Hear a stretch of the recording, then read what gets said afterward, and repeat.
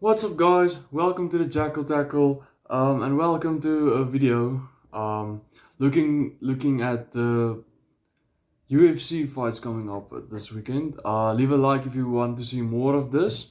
I am a really big UFC fan, and yeah, very interesting card coming up this week with, I would say, four really good fights. The other card isn't bad. The rest of the card isn't bad, but I just want to highlight these four. Um, yeah, it has been a while since we had a really stacked card like this, and I have been looking forward to this one for a while now. Um, First of all, let's start with Blades versus Rosenstrike. I think okay, Blades was one win away for if he won against Lewis, he was getting his title shot, and yeah, he got knocked out in that one, of course, but. He is a great wrestler. He only has three losses, and I think uh, Rosenstrike is very similar to him with the power, and or very similar to Lewis with the power and the striking. Um, Rosenstrike also he lost against Gon, but Gon is incredible, and then then he won against Sakai. So this will be a big challenge for him, and you can never rule him out as long as he's in the contest. He has a chance, like he proved against Overeem. I think but I do think Blades is just too strong. He will take him down, and he will force or dominate him. He will be able to get those elbows in. He will cut him, and he will finish it. In my opinion, in the second round, I think Blades takes this one comfortably. I think in the beginning he will struggle with the takedown, but that his pressure will overwhelm Rosenstrike, and he will get the win. Next up, Nick Diaz makes his return after how long has it been? 6 years, I think.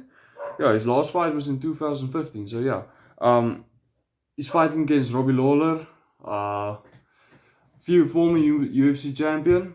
But let's not forget, for the people who don't really know Nick Diaz, I can't say I watched him or anything like that, but the knowledge I have of him is he's a good boxer, but his main thing is jiu-jitsu.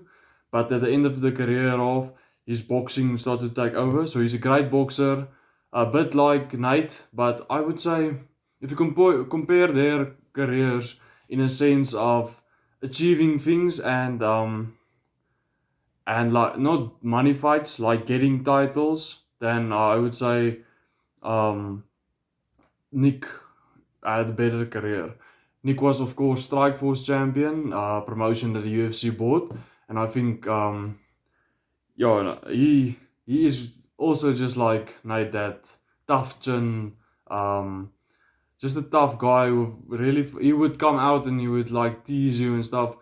But in the media pressers and or in the media things I have seen so far, it looks like he's a lot more composed than he was, and this it's really amazing to think their first fight was back in 2004. That's actually mental. I was 2 years old when they fought for the first time, and now they're fighting again. So that's incredible. Um, Lawler, of course, is ruthless. His striking is incredible. Or not incredible, but his striking is very powerful, and he has the power to knock you out. I would say he's a bit more of a wrestler than a striker, but I don't know if we're gonna see too much of that because of Diaz's threat. Um, with his jiu-jitsu, he is a jiu-jitsu black belt. One of the Gracies, I'm not sure which one, but I know he got his black belt from a Gracie, so you know he is very dangerous off his back, and he's also always a submission threat. So I don't think we're gonna see this one go to the ground. I think what is going to happen is it's gonna be a striking battle, and I think it will go to decision. Both of these guys has incredible chin, so I think this one will go the distance, and I think Diaz will just edge him, maybe split decision, but I think he will just outland him. I think Lawler will probably throw the bigger strikes, but I think the volume of Diaz will be more, and yeah, we know with the Diaz brothers, their stamina doesn't run out. So I think Nick will take it by decision.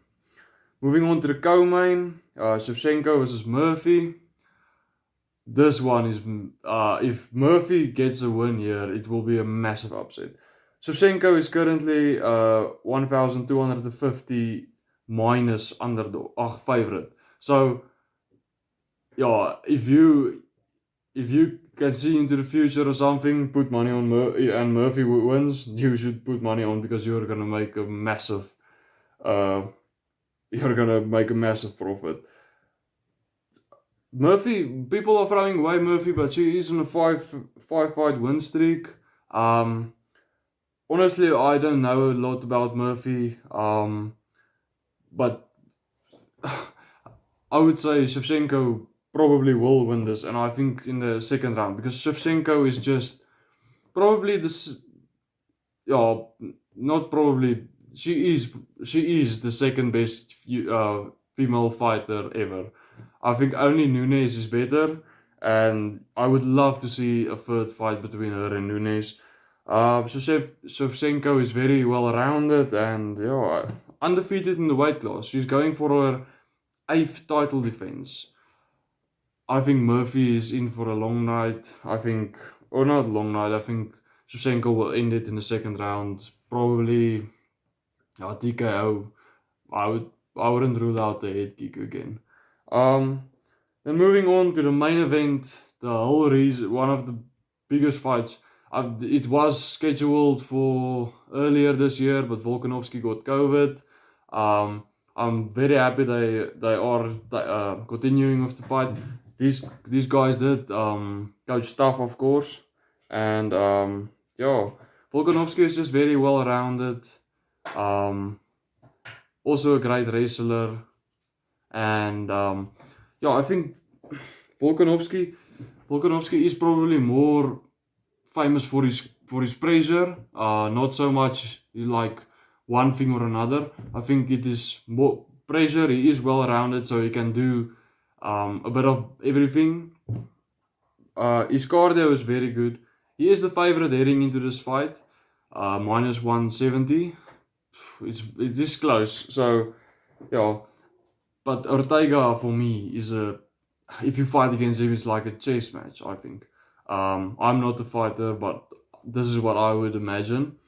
The guy is a Brazilian Jiu-Jitsu master. Like, he has been training Jiu-Jitsu since he was a really small child and under the Gracies as well. So this guy is a Brazilian Jiu-Jitsu master. You don't want to go to the ground with this guy. And I think Volkanovski will go to the ground with him. I think Volkanovski averages something like 2 takedowns a round or something like that. 2 takedowns attempted a round or something like that. Both of these guys, like I said, Volkanovski has good hands, but Ortega probably edges it for me with the striking.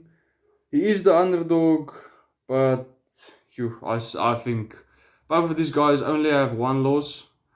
But I think Ortega is going to be new champion. Why I think this? I just think you can't shut off for one moment against Ortega, and I think what will happen is we will have a massive brawl for 4, or not a brawl, like a good contest for 4 rounds, and then in the middle of the 4th round, I think Volkanovski would have probably gotten a few takedowns and controlled it well. And I think what will happen is you will get the takedown again, and then Ortega will get the submission. That's my prediction. I think Ortega will be champion after this fight, and then the Max Holloway fight the rematch will happen.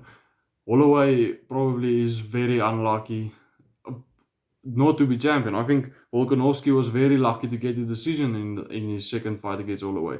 So I think the best thing for the division at the moment is Ortega to win, and then a rematch against Holloway, and then the winner of that fight fights um, Volkanovski.